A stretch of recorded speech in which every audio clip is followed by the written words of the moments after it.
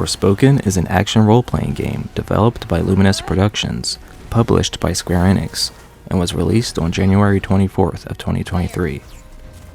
Luminous Productions first worked on Final Fantasy XV and were dubbed to create AAA games using the Luminous engine. A month after their next release, Forspoken, Square Enix Holdings announced that Luminous Productions were merging into Square Enix Company, stating that the merger would help the two enhance the group's ability to make HD games. Square Enix are known for their engaging RPGs like Final Fantasy and by demonstrating incredible storytelling with enthralling gameplay.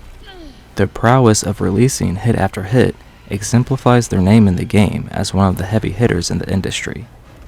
Forspoken was seen to be one of these hit games at first, with trailers showing a huge world, interesting concepts, and fast explosive gameplay.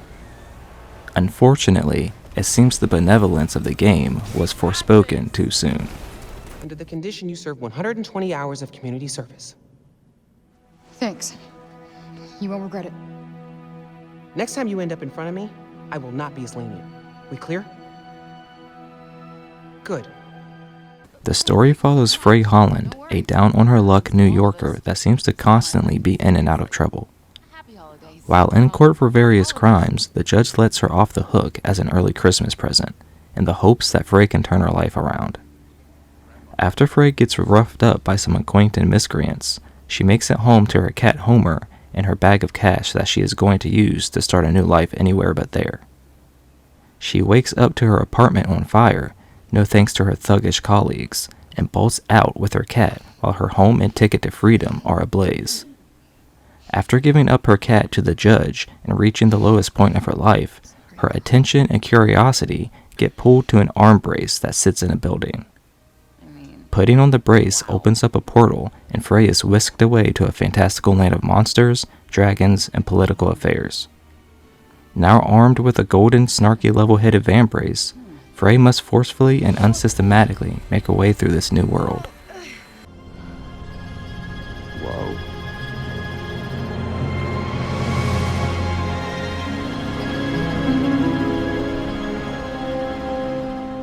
The story is interesting to a degree, but loses all steam the more you get into it. It immediately feels very Disney Channel-esque in how it brews.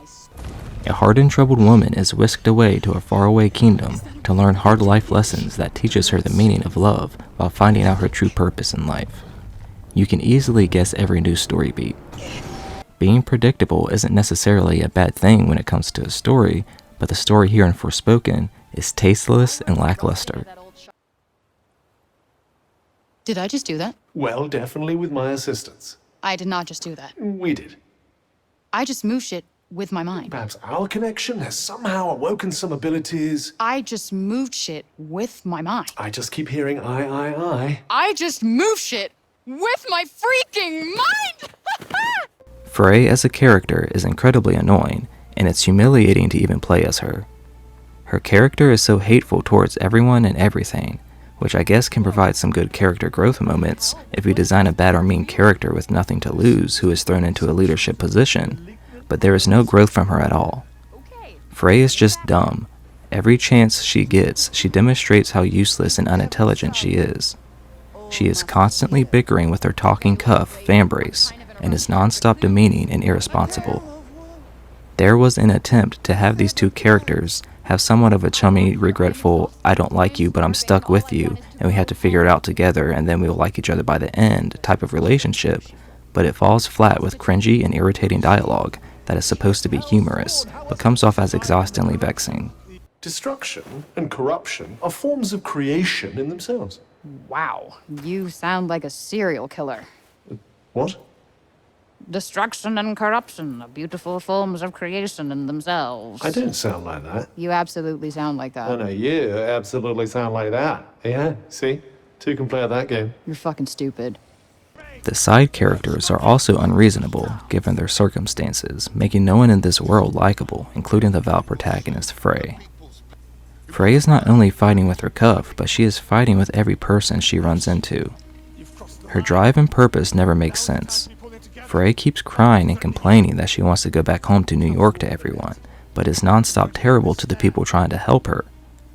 At one part, she goes out of her way to yell at someone that they are selfish and are only interested in something if there is something in it for themselves, which is clearly untrue, and could have served as a redeemable learning moment for Frey, but the situation gets brushed aside and the story moves on. Eventually, Frey has a change of heart for a child that talks to her a couple of times, and all of a sudden, she is all in, and constantly talks about how she is doing what she is doing for this random child that told her hello. It literally doesn't make sense to the story and Frey's entire character. Situations like this, and the dilemma of Frey fighting with everyone and wanting to go back to New York, happens throughout the entire game. It's so maddening and crazy that no matter what you are fighting for in the game, you just don't care.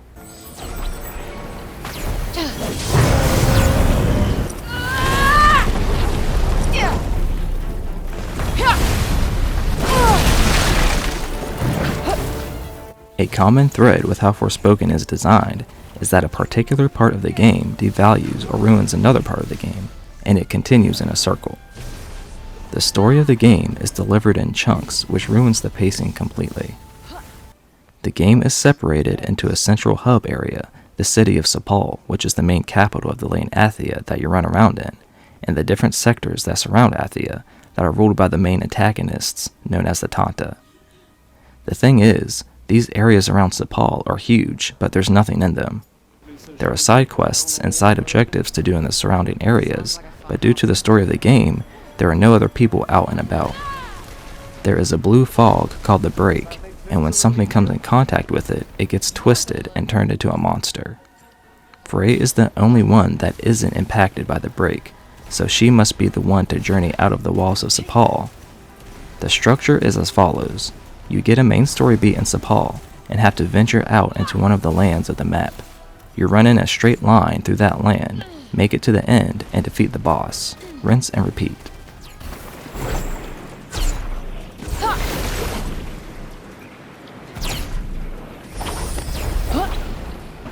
Sure, you can break any game down that simply, but because there's actually nothing to do, that's literally how you play the game. There's a lot to do in the game, but it feels so meaningless. There are statues to shoot at to clean them up to gain a buff, familiars to sneak up on, towers to climb, dungeons that all look the same to crawl through, waves of enemies to take down, so on and so forth, but it's also drab. There's also no sense of urgency derived from the characters at all, especially Frey, who hates absolutely everything, so you may not even want to go straight to the boss at the end. So if you don't want to do the useless side activities in the empty world, or go straight to the boss for more of the uneventful story, then why are you even playing? Before you go, I would suggest that you learn all that you can about the Tantas. The archives, full of books about them. Definitely not my fairy godmother. The gameplay has a lot of different ins and outs that definitely carries the burden the game is imbued with. Frey can move fast in her beaten down dirty kicks and is very acrobatic. You can run incredibly fast to make your way through this barren world a lot faster and entertaining. There are more parkour tricks to unlock, like being able to launch yourself off of objects and increasing your movement speed by jumping as soon as you land. Getting around through the game is fun and reminds me of the finesse and controllability of Sonic in a Sonic game. The fluidity of control can get twisted often though, by running into things a lot, vaulting over objects when you don't mean to, and the dashing ability having a weird cooldown to it that will keep you running when you want to stop.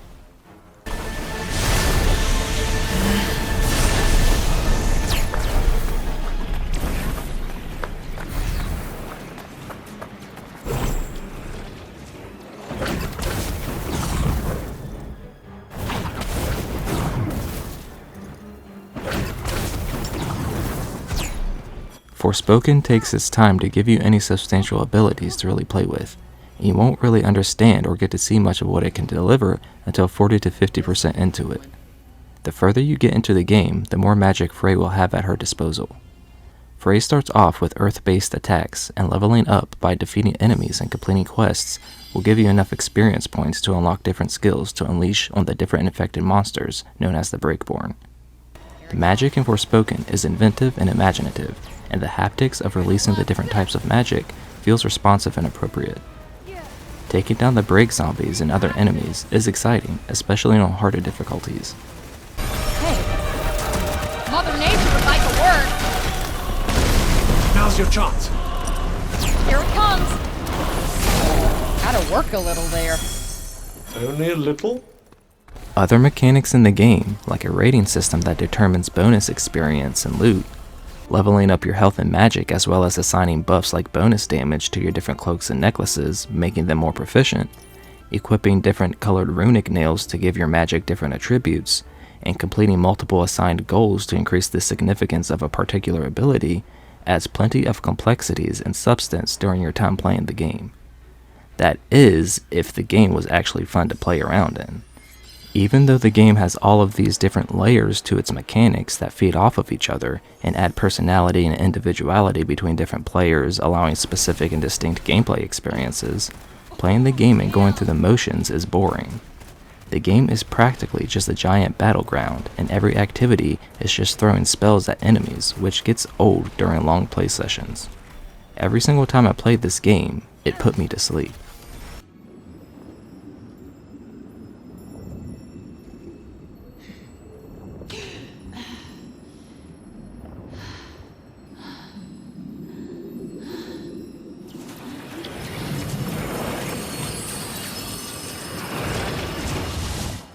Enemies universally have a compelling design, but the side bosses and dungeons provide a poor take of what a fully bricked out enemy could be.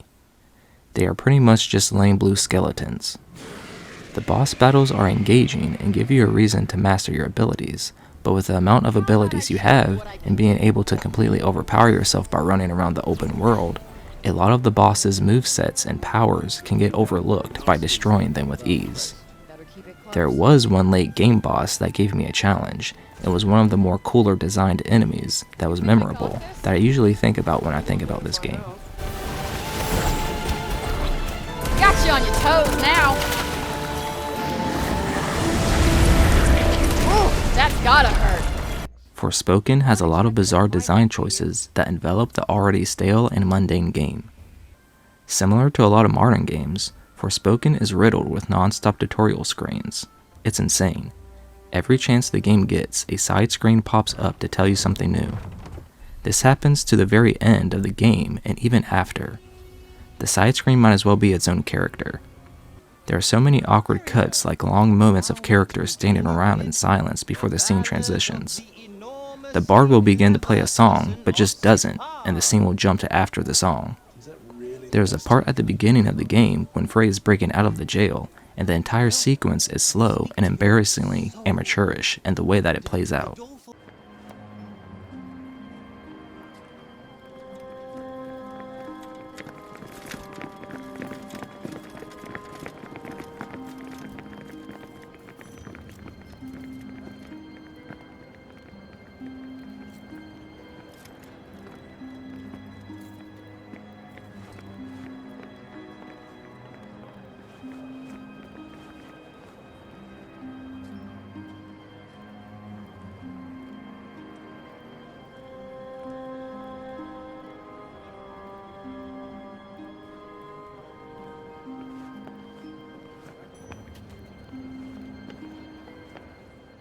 There's a lot of telling and no showing.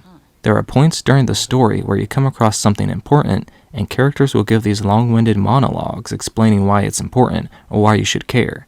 But given that Frey is coming into this world-torn place after the major events happened, there is just nothing to see or care about. The entire ending of the game is a giant info dump that goes on for far too long. The story could have been massaged out a lot better, but the game is broken apart in a way that it takes too long for anything to happen, making it have horrible pacing. Tell me about him. He was a brilliant man, beloved by many. He was close to finding a way of slowing down the break, maybe even reversing it. People put their faith in him, believed that he would make the world how it used to be.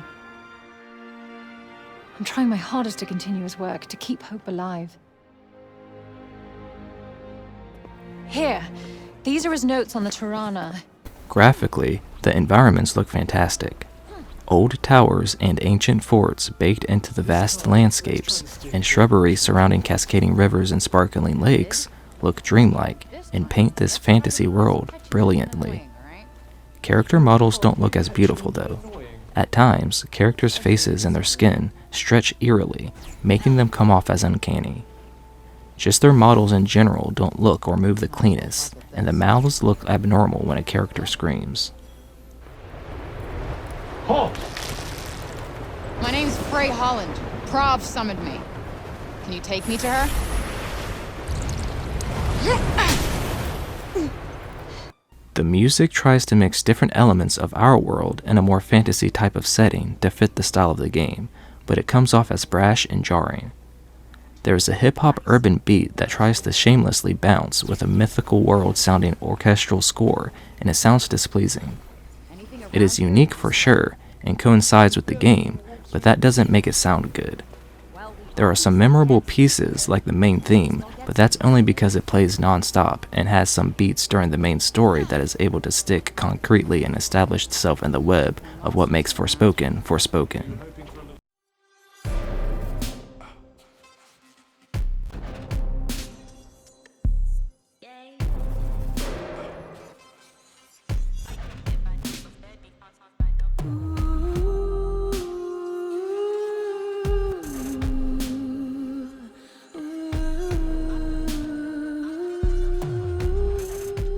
Even after giving the magnitude and the AAA factor, Forspoken comes up short in a tremendous way. Frey's off-putting attitude and exasperating banter, the substandard annoying characters and their purpose, boring open world, and astonishingly bizarre design choices with mission structure and story pacing present confusing motivational methods and only provide a repetitive, uneventful, and lifeless gameplay loop that will lull you to sleep. The story eventually weaves everything together at the very end to make every thread come full circle, but the journey to reach this end is horrible. There is a lot of content here for sure, and Forspoken has a great post-game, but I feel like the game is only amusing to those who like the addicting factor of having a checklist of random things to do. While the world of Forspoken is attractive and ripping the cool-looking enemies to shreds with a nice variety of magical abilities is amusing, you quickly realize the purpose of the game abruptly gets lost, your reason to play can't be justified, and that the game isn't going to provide you with anything else relevant. Forspoken feels less like a bewitchment and more like a hoodwink. You're good at this! I give Forspoken a 3.5 out of 10. Amazing! I won't be forgetting that in a hurry. No need to blow smoke up my ass, but that was fun.